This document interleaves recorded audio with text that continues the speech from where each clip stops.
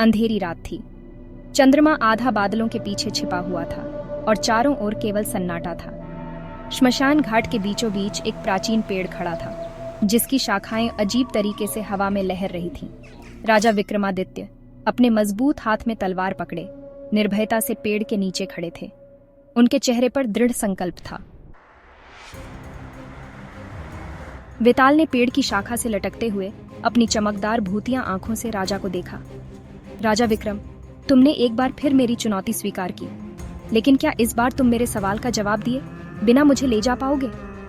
राजा ने तलवार के इशारे से वेताल को चुप रहने का संकेत दिया। वेताल हंस पड़ा। उसकी आवाज श्मशान घाट की दीवारों से टकराकर गूंज उठी।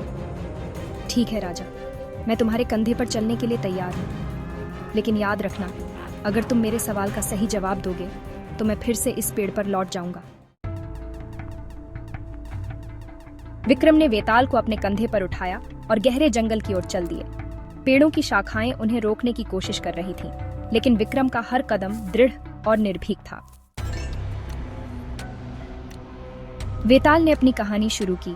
सुनो राजा, एक समय की बात है, एक महान राजा के दरबार में दो व्यक्ति न्याय मांगने आए। एक था गरीब किसान और दूसरा था धनी व्यापारी। व्यापारी का दावा था कि उसने किसान को एक सोने की मूर्ति उधार दी थी, जिसे किसान वापस नहीं कर रहा। किसान ने साफ इनकार कर दिया। अब राजा को यह तय करना था कि सच कौन बोल रहा है। क्या तुम जानते हो राजा, उस न्यायप्रिय राजा ने क्या किया? वेताल की आवाज ने विक्रम को कहानी के दृश्य में खींच लिया। उन्होंने देखा कि दरबार में एक राजा सिंहासन पर बैठा है। उनके सामने व्यापारी और किसान खड़े हैं। व्यापारी गुस्से में अपनी बात कह रहा था। महाराज, इस किसान ने मुझसे सोने की मूर्ति उधार ली थी और अब वह इसे लौटाने से मना कर रहा है। न्याय कीजिए। किसान शांत था। उसने कहा, महाराज, मैंने कभी कोई मूर्ति नहीं ली। ये व्यापारी झूठ बोल रहा है। राजा ने दोनों पक्षों को ध्यान से सुना। फिर वे मुस्कुराए और बोले, इस समस्या का हल निकालना मुश्किल नहीं है। व्यापारी, तुमने कहा कि यह मूर्ति तुम्हारी है। क्या तुम इसे पहचान सकते हो? व्यापारी ने तुरंत हाँ में सिर हिलाया। राजा ने आदेश दिया, सैनिकों, मूर्ति लाओ।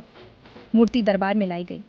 राजा ने व्यापारी से कहा, अगर यह मूर्ति तुम्हारी है तो तुम इसे आसानी से पहचान पाओगे। अब मुझे बताओ, इस मूर्ति के भीतर क्या भरा हुआ है? व्यापारी घबरा गया। उसने जल्दी से जवाब दिया, महाराज, यह मूर्ति पूरी तरह सोने की है। इसके अंदर कुछ भी नहीं है। राजा ने सैनिकों को मूर्ति को तोड़ने का आदेश दिया।